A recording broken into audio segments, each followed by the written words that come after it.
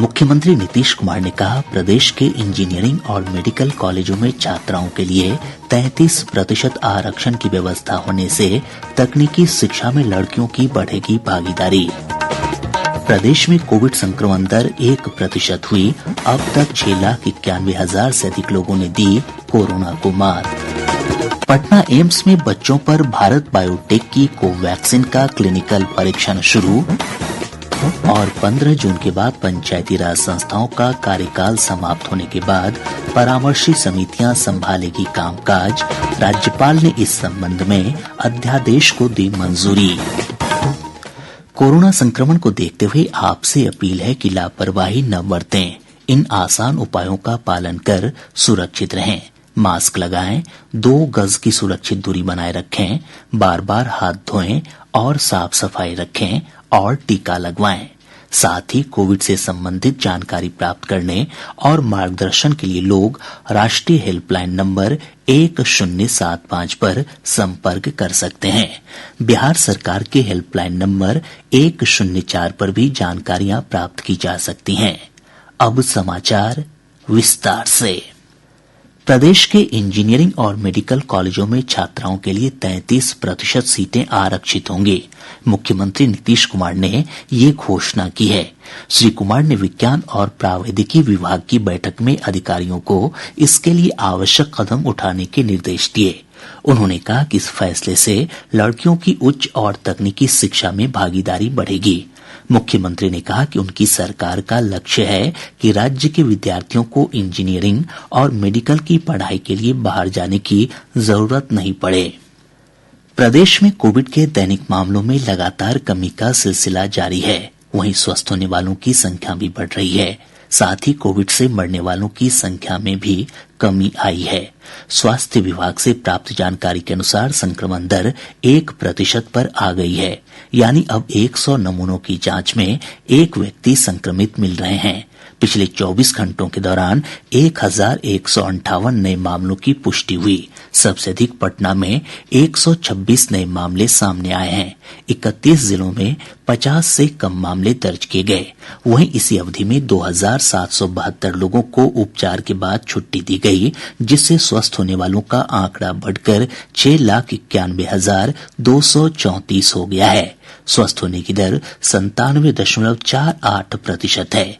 वहीं कल 46 संक्रमितों की मौत भी हुई। राज्य में अब तक इस वैश्विक महामारी से 5,268 लोगों की मौत हो चुकी है। प्रदेश में फिलहाल सक्रिय मरीजों की संख्या 12,590 है। पटना एम्स में बच्चों पर भारत बायोटेक की कोवैक्सीन का क्लिनिकल परीक्षण शुरू हो गया है। 15 बच्चे इस परीक्षण में ऐच्छिक रूप से शामिल हुए। वैक्सीन के परीक्षण में शामिल होने से पहले सभी बच्चों की आरटी-पीसीआर, एंटीबॉडी और सामान्य जांच की गई। जांच के बाद 3 बच्चे वैक्सीन के परीक्षण के लिए उपयुक्त पाए गए। एम्स में कोविड मामलों के नोडल प्रभारी डॉक्टर संजीव कुमार ने कहा कि परीक्षण के लिए 12 से 18 वर्ष के बच्चों को पहला टीका लगाया गया। 0.5 ml वैक्सीन का इंजेक्शन लगाने के बाद 2 घंटे तक बच्चों की निगरानी की गई। 4 सप्ताह बाद इन बच्चों को दूसरा टीका लगाया जाएगा। इस दौरान बच्चों के स्वास्थ्य पर कड़ी नजर रखी जाएगी। पटना के 8वीं कक्षा के छात्र वंश को एम्स में टीके की पहली डोज दी गई। ट्रायल में शामिल होने पर वंश काफी खुश है। पापा मम्मी बोले कि ऐसा असर अगर तुमको लेना है तो बोले नंबर लगवाएंगे। तो फिर हम बोले ठीक है, अब किसी ना किसी को तो एक को लेना ही था। वो हम होते हैं तो कोई दूसरा बच्चा होता। तो वहाँ पे नंबर लगा और मेरा और मेरी दीदी का लगा, लेकिन मेरी बहन का एंटीबॉडी था तो उसको वैक्सीन नहीं मिला, सिर्फ मेरे को वैक्सीन मिला। राज्य में अब तक 1,43,43,929 लोगों को कोविड से बचाव के टीके दिए जा चुके हैं। स्वास्थ्य विभाग से प्राप्त जानकारी के अनुसार कल 45,315 लोगों का टीकाकरण किया गया। इसमें 36,391 लोगों को टीके की पहली डोज जबकि 8,924 लोगों को दूसरी डोज दी गई। इधर देश भर में अब तक 22 करोड़ से अधिक लोगों का टीकाकरण किया जा चुका है। प्रदेश के शहरी क्षेत्रों में 45 वर्ष से अधिक उम्र के लोगों के टीकाकरण के लिए आज से टीका एक्सप्रेस चलाई जाएगी। स्वास्थ्य विभाग के अपर मुख्य सचिव प्रत्यय अमृत ने बताया कि इसके तहत प्रदेश के सभी 38 जिलों के 1400 से अधिक वार्डों में टीकाकरण किया जाएगा। इस अभियान के तहत राज्य के 18 नगर निगम और 20 नगर परिषद क्षेत्रों को कवर किया जाएगा। इसके लिए 121 वाहन उपयोग में आएंगे। प्रत्येक टीका एक्सप्रेस वाहन के माध्यम से हर रोज 200 लोगों के टीकाकरण का लक्ष्य रखा गया है। गौरतलब है कि ग्रामीण क्षेत्रों में टीकाकरण के लिए पहले से ही टीका एक्सप्रेस अभियान चलाया जा रहा है। कोविन पोर्टल पर ऑनलाइन निबंधन कराने वाले आवेदकों को टीकाकरण केंद्रों पर प्राथमिकता दी जाएगी। राज्य प्रतिरक्षण पदाधिकारी डॉक्टर एन.के. सिन्हा ने बताया कि ऑनलाइन निबंधन कराने वालों के वेरिफिकेशन के बाद ही ऑन स्पॉट निबंधन की प्रक्रिया शुरू होगी। उन्होंने बताया कि इस संबंध में सभी सिविल सर्जन को आदेश जारी कर दिए गए हैं। प्रदेश में ब्लैक फंगस से मरने वालों की संख्या लगातार बढ़ रही है। कल बीमारी से 7 मरीजों की मौत की खबर है। पीएमसीएच में 3 और IGIMS Patna, AIIMS Patna, SKMCH Muzaffarpur और भागलपुर मेडिकल कॉलेज अस्पताल में एक मरीज की मौत हुई है। वहीं ब्लैक फंगस के कल 16 नए मामलों की भी पुष्टि हुई, जिससे इस बीमारी के मरीजों की संख्या बढ़कर 435 हो गई है। एम्स नई दिल्ली के वरिष्ठ चिकित्सक प्रोफेसर निखिल टंडन ने बताया कि ब्लैक फंगस यानी म्यूकरमाइकोसिस आमतौर से ऐसे कोविड मरीजों में होता है जिनकी रोग प्रतिरोधी क्षमता कम होती है। म्यूकरमाइकोसिस वैसे तो बहुत अनकॉमन बीमारी है, लेकिन ये बीमारी अगर हो जाती है तो ये गंभीर हो जाती है। इसलिए शुरुआत के दिनों में तो डेफिनेटली अस्पताल में भर्ती होना ही उचित होगा, क्योंकि लोगों में ऑपरेशन करके जो नाक में और साइनसेस में टिश्यूज से फंगस का लोड हटाना पड़ेगा, तो उसके लिए एक ऑपरेशन चाहिए होता है। उसके बाद नसों में दवाई दी जाती है और इन दवाइयों के भी अपने कॉम्प्लिकेशंस हो सकते हैं। तो अस्पताल में भर्ती होके ही शुरुआत में, जब तक स्थिति संभल ना जाए और हमें मन में ये ना हो जाए कि जो मेन कार्य है वो खत्म ना हो गया, तब तक तो जरूर ही अस्पताल में भर्ती होना चाहिए। केंद्र सरकार ने कोविड के दौरान 1 साल से छोटे बच्चे की मां के लिए घर से काम करने की व्यवस्था को बढ़ावा देने की राज्य सरकारों को सलाह दी है।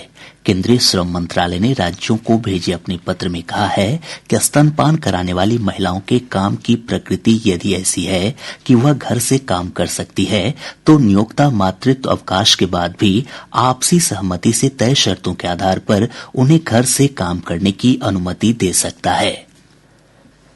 प्रादेशिक समाचार आप आकाशवाणी पटना से सुन रहे हैं। राज्य सरकार ने पंचायती राज अधिनियम 2006 में संशोधन संबंधी अध्यादेश की अधिसूचना जारी कर दी है। राज्यपाल की मंजूरी मिलने के बाद विधि विभाग ने संबंधित गजट का प्रकाशन कर दिया है। अब त्रिस्तरीय पंचायती राज संस्थाओं का वर्तमान कार्यकाल समाप्त होते ही उनकी कमान परामर्शी समितियां संभालेगी। नए संशोधनों के अनुसार पंचायत चुनाव नहीं होने की स्थिति में ग्राम पंचायत, ग्राम कचहरी, पंचायत समिति और जिला परिषद के संचालन के लिए परामर्शी समिति गठित होगी और यह समिति अगले चुनाव होने तक काम करेगी। गौरतलब है कि राज्य कैबिनेट ने कोविड की स्थिति को देखते हुए पंचायत चुनाव नहीं होने की स्थिति में पंचायती राज संस्थाओं के संचालन का जिम्मा परामर्शी समितियों को सौंपने का फैसला किया था। प्रदेश में पंचायती राज संस्थाओं का कार्यकाल 15 जून को समाप्त हो रहा है। 16 जून से पंचायती राज संस्थाओं की कमान परामर्शी समितियों को सौंपी जाएगी। मध्य प्रदेश के जबलपुर स्थित आयुध भंडार से 22 AK-47 राइफल गायब होने के मामले में राष्ट्रीय सुरक्षा एजेंसी ने पटना की एक विशेष अदालत में 14 आरोपियों के खिलाफ आरोप पत्र दायर किया है। सभी आरोपी जेल में बंद हैं। वर्ष 2020 के दिसंबर महीने में यह मामला प्रकाश में आया था। पूर्व मध्य रेलवे 5 जून से 12 जोड़ी पैसेंजर ट्रेनों का परिचालन शुरू करेगा। मुख्य जनसंपर्क अधिकारी राजेश कुमार ने बताया कि इन ट्रेनों में दरभंगा हरनगर, दरभंगा झंझारपुर, दरभंगा बड़हरा कोठी, गया किऊल, फतुहा राजगीर, सोनपुर कटिहार, कटिहार समस्तीपुर और सोनपुर छपरा के बीच चलने वाली पैसेंजर ट्रेनें शामिल हैं। कोविड के बढ़ते संक्रमण के कारण इन ट्रेनों का परिचालन रोक दिया गया था। पटना का मीठापुर बस स्टैंड 15 जुलाई से बंद हो जाएगा। इसकी जगह सभी यात्री बसें बैरिया स्थित नवनिर्मित पाटलिपुत्र बस टर्मिनल से खुलेंगी। नगर विकास और आवास विभाग के प्रधान सचिव आनंद किशोर ने ये जानकारी दी। मौसम विभाग ने कहा है कि चक्रवाती संचरण के कारण अगले 24 घंटों के दौरान राज्य के अधिकतर हिस्सों में हल्की बारिश की संभावना है। मौसम वैज्ञानिक एसके मंडल ने बताया कि राज्य के उत्तर पश्चिमी और दक्षिणी मध्य क्षेत्रों में गरज के साथ बारिश हो सकती है। एक चक्रवाती परिसंचरण दक्षिण छत्तीसगढ़ एवं उसके आसपास 0.9 किलोमीटर पर स्थित है एवं एक ट्रफ रेखा 0.9 किलोमीटर पर ही छत्तीसगढ़ से बिहार झारखंड होते हुए उप हिमालयी पश्चिम बंगाल तक गुजर रही है। इसके कारण अगले 24 घंटों में राज्य के 1 या 2 स्थानों पर हल्की वर्षा एवं मेघ गर्जन की संभावना है। इसके बाद अधिकांश स्थानों पर मौसम शुष्क बने रहेंगे। मुजफ्फरपुर सदर थाने में पदस्थापित प्रशिक्षु दारोगा बीके यादव को सेवा से बर्खास्त कर दिया गया है। तिरहुत क्षेत्र के आईजी गणेश कुमार ने बताया कि बर्खास्त दारोगा को शराब तस्करों के साथ गिरफ्तार किया गया था। गया जिले के डोभी चेकपोस्ट के पास वाहन जांच के दौरान एक ट्रक से 5 क्विंटल गांजा बरामद किया गया। पुलिस ने बताया कि मौके से 2 लोगों की गिरफ्तारी हुई है।